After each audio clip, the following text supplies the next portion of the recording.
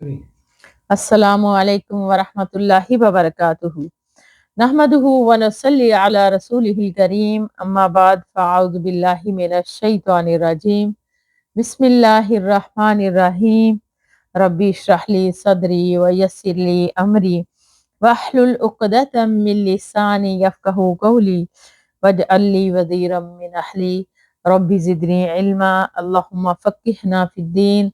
اللہم انی اسألک علما نافعا وعملا متقبلا ورزقا طیبا اللہم انفعنا بما علمتنا وعلمنا ما ینفعنا وزدنا علما ربی یسر ولا تعسر وتمم بالخیر وبک نستعین آمین یا رب العالمین۔ اس شخص کا بیان جو کوئی اچھا یا برا طریقہ جاری کرے۔ قال اللہ تعالی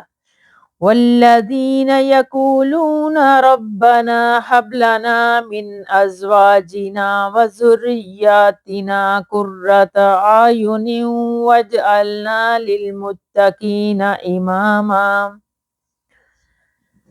اللہ سبحانہ تعالیٰ نے ارشاد فرمایا، وہ اللہ کے بندے ہیں جو کہتے ہیں کہ اے ہمارے رب، ہمیں ایسی بیویاں اور اولاد عطا کر جو آنکھوں کی ٹھنڈک ہوں اور ہمیں متقیوں کے لیے پیشوا بنا، آمین یا رب العالمین۔ وقال اللہ تعالی وَجَعَلْنَاهُمْ أَئِمَّةً يَهْدُونَ بِأَمْرِنَا، اور اللہ سبحانہ تعالیٰ نے ارشاد فرمایا، اور بنایا ہم نے انہیں پیشوا اور وہ ہمارے حکم کے ساتھ لوگوں کی رہنمائی کرتے ہیں، اللہم ربنا جعلنا منہم، آمین یا رب العالمین۔ حضرت ابو عمر جریر بن عبداللہ رضی اللہ تعالیٰ عنہ روایت کرتے ہیں کہ ہم دن کے شروع میں رسول اللہ صلی اللہ علیہ وسلم کے پاس تھے کہ آپ کے پاس کچھ ایسے لوگ آئے جو ننگے بدن تھے، ان کی دھاری دار چادریں یا کمبل ڈالے ہوئے تھے اور گردنوں میں تلوار لٹکائے ہوئے تھے۔ ان کی اکثریت مدر قبیلے سے بلکہ سارے ہی مدر سے تھے۔ مزر بھی بولا جاتا ہے اور مدر بھی، یعنی اگر دعاد پڑھیں گے تو مدر، اگر زواد پڑھیں گے تو مزر۔ جب رسول اللہ صلی اللہ علیہ وآلہ وسلم نے ان کی فاقہ زدگی کا مشاہدہ فرمایا تو آپ کا چہرہ متغیر ہو گیا۔ آپ گھر کے اندر تشریف لے گئے اور پھر باہر آ گئے۔ بلال رضی اللہ تعالیٰ عنہ کو حکم دیا تو انہوں نے اذان دی۔ پھر جب لوگ نماز کے لیے جمع ہو گئے تو تکبیر کہی اور آپ صلی اللہ علیہ وسلم نے نماز پڑھائی۔ پھر لوگوں سے خطاب فرمایا، اس میں آپ صلی اللہ علیہ وآلہ وسلم نے فرمایا، لوگو اپنے اس رب سے ڈرو جس نے تمہیں ایک جان سے پیدا کیا ہے، آخر آیت یعنی رقیبہ تک۔ تو یہاں اللہ کے پیارے نبی صلی اللہ علیہ وآلہ وسلم نے فرمایا،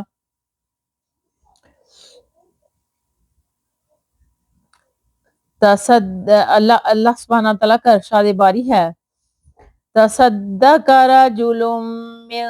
دینارہ من درہمہ من ثوبہ من سعی برہ من سعی تمرہ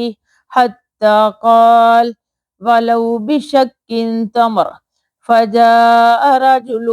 من الانصار بسرة قادت کفه تعجز عنها بل قد عجزت ثم تتبع الناس حتى رأيت قومين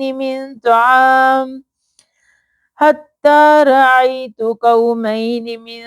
طعام وثياب حتى رأيت وجه رسول الله صلى الله عليه وسلم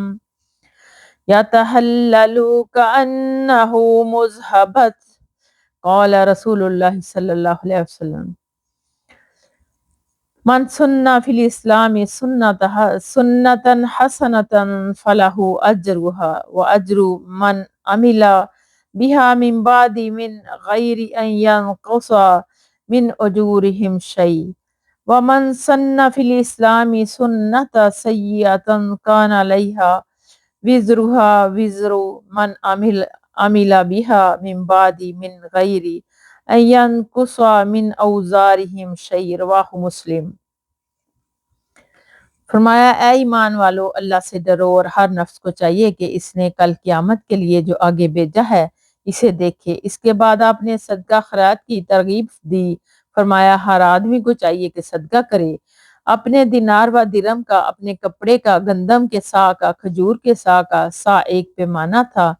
2.5 کلو کا، حتیٰ کہ فرمایا کہ کھجور کا ایک ٹکڑا ہی ہو، یعنی تھوڑا یا زیادہ، جس کو جتنی توفیق ہو صدقہ کرے۔ چنانچہ انصار میں سے ایک آدمی ایک تھیلی لے کر آیا جو اتنی بھاری تھی کہ اس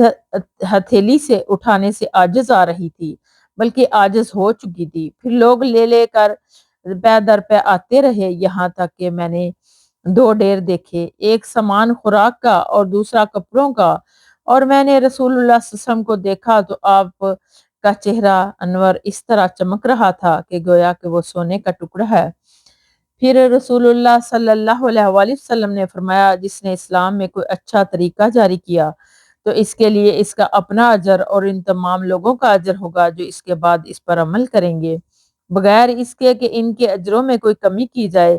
اور جس نے اسلام میں کوئی برا طریقہ جاری کیا تو اس پر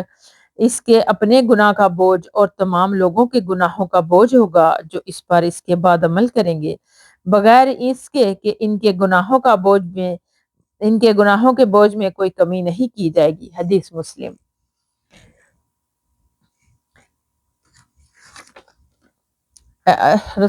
یہاں ایک اور بات بتائی گئی، متجابل بن نمار جیم کے ساتھ اور الف کے بعد با اور نمار النمر ان کی جمع ہے، اون کی داری دار چادر، مجتابیہا کے معنی ہے انہیں پہننے والے، انہوں نے وہ چادریں یا کھالیں درمیان سے پھاڑ کر سر سے گزار کر پہن رکھی تھی، یعنی اتنی چھوٹی تھی کہ نہ قمیص باندھ سکی تھی نہ لپٹی جا سکتی تھی۔ جوب ان کے معنی ہے کانٹا ٹکڑے کرنا، اسی سے اللہ تعالیٰ کا یہ قول ہے وَثَمُودَ الَّذِينَ جَابُوا الصَّخْرَ بِالْوَادِ، اور سمود کے ساتھ جنہوں نے وادی میں چٹانوں کو تراشا اور کاٹا، تمارا عینہ کے ساتھ متغیر ہو گیا، قومینی کاف پر زبر اور پیش دونوں طرح صحیح ہے، اور 2 ڈھیر مذہبہ یعنی زال اور ہا اور با محد پر زبر کے ساتھ، قاضی ایاز وغیرہ نے اس سے اسی طرح ضبط کیا ہے، بعض نے اس میں تبدیلی کی ہے، انہوں نے اسے مدہنا بنایا ہے، دال محملہ یا ہا پر پیش اور نون کے ساتھ اسی طرح، امام حمیدی رحم اللہ نے بھی ضبط کیا ہے اور صحیح اور مشہور پہلا ہے، دونوں صورتوں میں مراد چہرہ مبارک کی صفائی اور چمک دمک۔ اس کے فوائد مثال، بعض لوگ من سننا فی الاسلامی سنتن حسنہ کے الفاظ سے بدعت حسنہ کا جواز کشید کرتے ہیں، اور یوں بدعت کی 2 قسمیں بیان کرتے ہیں، حسنہ اور سیئہ، لیکن یہ صحیح نہیں، بدعت کوئی بھی ہو وہ حسنہ نہیں ہو سکتی، بدعت ہمیشہ بری ہی ہوگی، اسی لیے کہ بدعت سازی دراصل شریعت سازی ہے جس کا حق کسی انسان کو نہیں ہے، شریعت سازی کا تمام تر اختیار صرف اللہ ہی کو حاصل ہے، وہی اصل شارع ہے اور اسی کے حکم اور اجازت سے پیغمبر لوگوں کو احکام شریعت بتلاتا ہے، یہ حق اللہ نے پیغمبروں کو بھی نہیں دیا، جاکے کہ صاحب قبہ و جبہ کو یہ حق حاصل ہے۔ نمبر 2، اس حدیث کا مطلب صرف یہ ہے کہ جو چیز اسلام میں مشروع اور جائز ہے اس پر عمل کرنے اور اسے فروغ دینے کے لیے جو شخص کوئی نیا طریقہ اختیار کرے گا جسے بعد میں دوسرے لوگ بھی اختیار کر لیں تو اسے اپنے عمل حسن کا ثواب تو ملے گا ہی، ان لوگوں کا بھی ثواب ملے گا جو اس طریقے کو اختیار کر کے وہ عمل صالح کریں گے، لیکن جس چیز کا سرے سے کوئی ثبوت ہی شریعت میں نہ ہو اور اس کا کوئی بھی طریقہ اختیار کیا جائے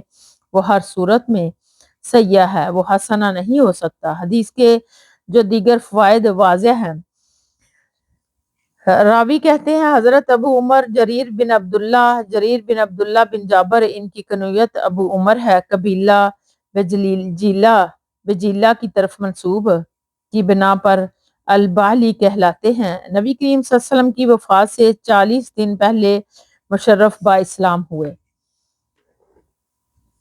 حضرت ابن مسعود رضی اللہ تعالیٰ عنہ سے روایت ہے کہ نبی کریم صلی اللہ علیہ وآلہ وسلم نے فرمایا جو جان بھی ظلم سے قتل کی جاتی ہے تو آدم علیہ السلام کے پہلے بیٹے قابیل پر اس کے خون نحق کا ایک حصہ ہوگا، اس لیے کہ وہی وہ پہلا شخص ہے جس نے قتل نحق کا طریقہ جاری کیا ہے۔ بخاری و مسلم۔ فوائد: اس سے اندازہ کیا جا سکتا ہے کہ خلاف شریعت اور برے کاموں کو پہل کرنا جس کے بعد میں لوگ تقلید کریں کتنا بڑا جرم ہے کہ قیامت تک اس کام کے کرنے کا گناہ اسے بھی ملتا رہے گا۔ اس لیے امن و سلامتی اسی میں ہے کہ انسان صرف اتباع کرے اور ابتداء سے اجتناب کرے، یعنی رسول اللہ صلی اللہ علیہ وآلہ وسلم کی پیروی کرے، بدعات ایجاد نہ کرے۔ اللہم محفوظنا منہم، آمین یا رب العالمین۔ وآخر دعوانا ان الحمد للہ رب العالمین۔ سبحانک اللہم و بحمدک، نشہد ان لا الہ الا انت، نستغفرک و نتوب الیک۔ السلام علیکم ورحمۃ اللہ وبرکاتہ۔